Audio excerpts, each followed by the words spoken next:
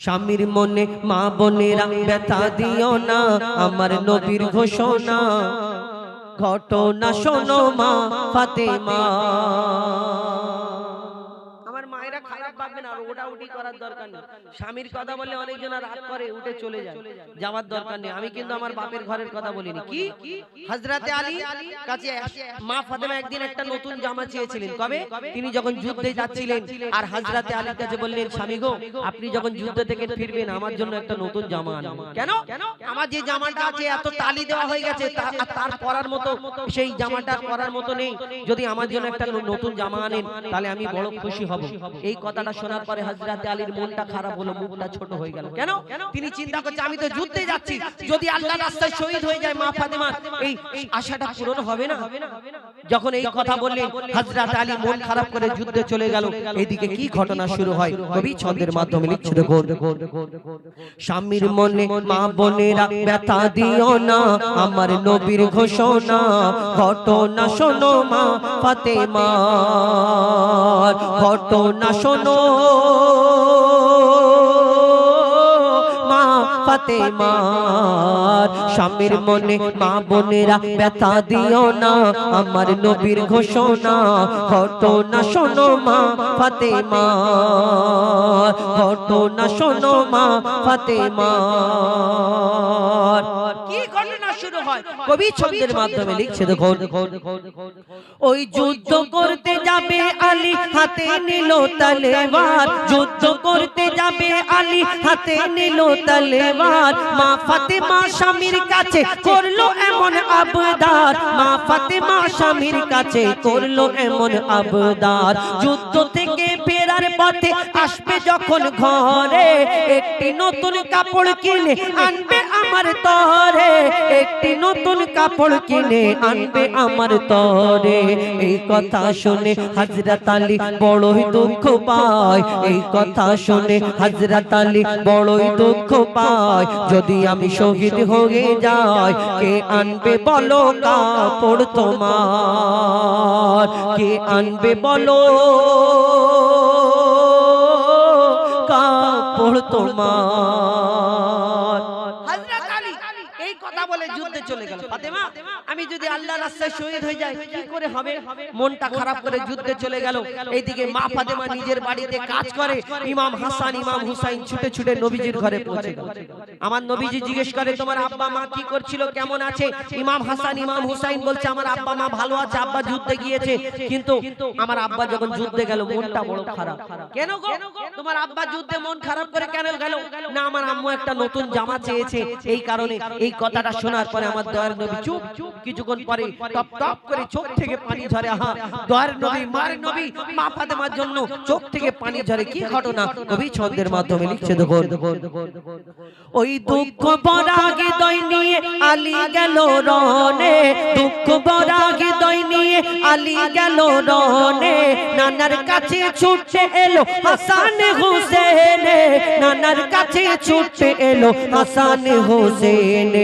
আব্বুর কাছে নতুন কাপড় চেয়েছে আম্মি জান, তাই আব্বুর মনটা খুবই খারাপ ছিল যে সে পেরেশান, আব্বুর মনটা খুবই খারাপ ছিল যে সে পেরেশান। এই কথা শুনে দয়ার নবীর কান্না থামে না, এই কথা শুনে দয়ার নবীর কান্না থামে না। কি ভুল করলো ফাতেমা, কি করলে বলো বেটি আমার, কি করলে বলো বেটি আমার। কষ্ট পেয়েছে। 3 দিন হয়ে গেল। আমার দয়ার নবী প্রত্যেকদিন মা ফাতেমার বাড়িতে যেতেন, খোঁজ খবর নিতে, দেখা করতে যেতেন।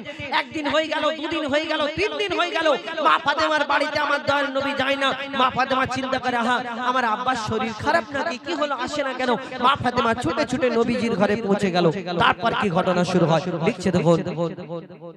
ওই দুঃখ ভরা হৃদয় নিয়ে মা ফাতেমা ছুটে গেল দয়ার নবীর ঘরে, মা ফাতেমা ছুটে এলো দয়ার নবীর ঘরে, মা ফাতেমা ছুটে এলো দয়ার নবীর ঘরে।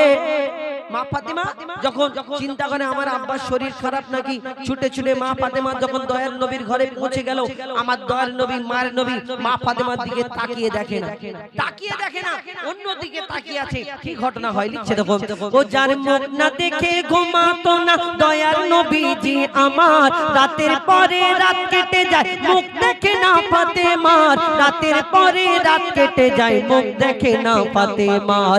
মা ফাতেমা ছুটে এলো আব্বা জানের কাছে, তবু বেটির মুখ দেখে না পেছন ফিরে আছে, তবু বেটির মুখ দেখে না পেছন ফিরে আছে।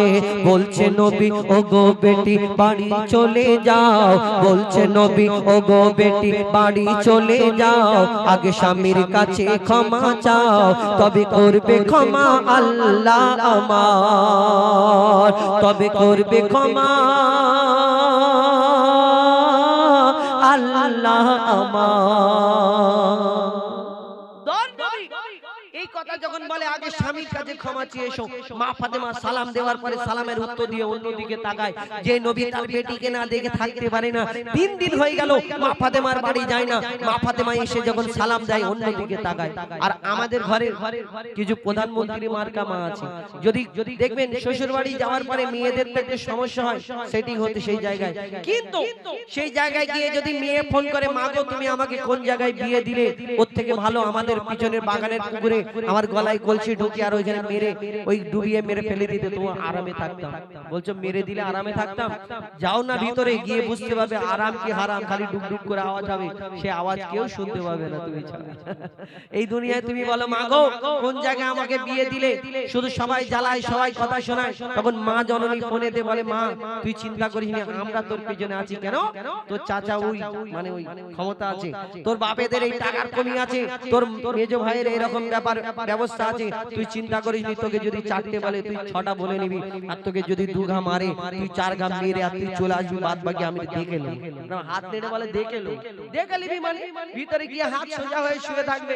ওই মা যে বলে চলে আয় দেখে নেব, তো ওই মা 2-4 দিন পর তো মরে যাবে। বুড়ি কতদিন মারবে? 2-4 দিন পরে মরে যাবে। কোলে করে সেই মেয়েটাকে নিয়ে যাবে না, ওর জীবনটা শেষ হয়ে যাবে। ভাইয়ের বাড়ি বসে বসে কথা শুনে শুনে শেষ। কিন্তু মা ফাতেমাকে আমার দয়ার নবী যখন এই কথা বলে, মা ফাতেমা একটা কথা বলে না, ছুটে ছুটে নিজের ঘরেতে চলে যায়, দরজা বন্ধ করে শুধু ডুকরে ডুকরে কাঁদে। তারপর কি হয় লিখছে দেখো, ওই দুঃখ ভরা হৃদয় নিয়ে আলী গেল রনে, যুদ্ধ হতে হযরত আলী এলো যখন ঘরে, চাইছে ক্ষমা মা ফাতেমা পা দুটোকে ধরে, চাইছে ক্ষমা মা ফাতেমা পা দুটোকে ধরে, ক্ষমা করে দাও আমারে আর করব না এমন ভুল, তোমার মনে ব্যথা দিলে ব্যথা পাই গো খোদার রাসূল, তোমার মনে ব্যথা দিলে ব্যথা পাই গো খোদার রাসূল। আলী ফাতেমা হাসান হোসেন নবীর কাছে যায়, আলী ফাতেমা হাসান হোসেন নবীর কাছে যায়, নবী মোর দেখে শান্তি পায়, এমন ভুল কখনো করো না গো আর, এমন ভুল কখনো করো না গো আর।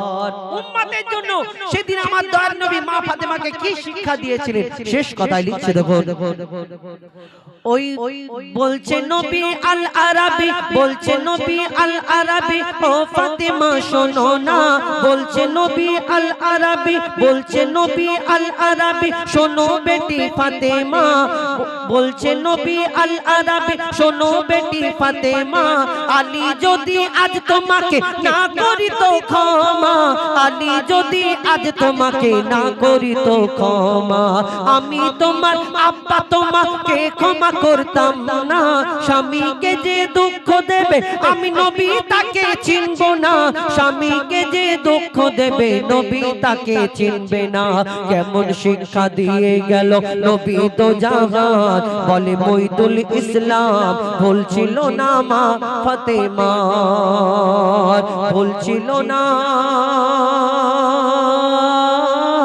মা ফাতেমার স্বামীর মনে মা বোনেরা ব্যথা দিও না আমার নবীর ঘোষণা ঘটনা শোনো মা ফাতেমার ঘটনা শোনো মা ফাতেমার ঘটনা শোনো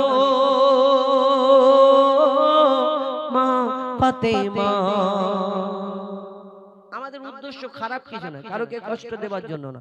আমাদের উদ্দেশ্য হলো এইটাই যে আপনারা যদি এই গজল থেকে শিক্ষা পান, চেষ্টা করেন সুন্দর জীবন যাপন করার। এই দুনিয়ায় আমরা কি করি, সিরিয়ালের নায়িকাদের আমরা কি ফলো করি, কে কীরকম করছে। শর্ট ভিডিওতে দেখি যে আমাদের মোবাইল আস্তে আস্তে আমাদের এই মুসলমান সমাজটাকে নষ্ট করে দিচ্ছে। কিন্তু আমরা ওই চিন্তা ভাবনা যদি না গিয়ে আমরা মা ফাতেমার জীবনীকে ফলো করি, মা খাদিজার জীবনীকে ফলো করি। ওই মোবাইলের মধ্যে দেখুন না আপনারা মা ফাতেমার ঘটনা, মা ফাতেমার জীবনী, মা খাদিজার জীবনী, তাহলে আমাদের জীবনটা সুন্দর হবে, আখেরাতও সুন্দর হবে, দুনিয়াও সুন্দর হবে। আমি অনুরোধ করব কেউ খারাপ ভাববে না, আমার এই বলাতে কষ্ট পাবেন না। আপনারা চেষ্টা করবেন, কেন আমি আমার বাপের ঘরের কথা বলিনি, আমি চেষ্টা করি আপনাদের কিছু শিক্ষা পাওয়ার জন্য এই ঘটনা আপনাদের সম্মুখে তুলে ধরলাম। এখন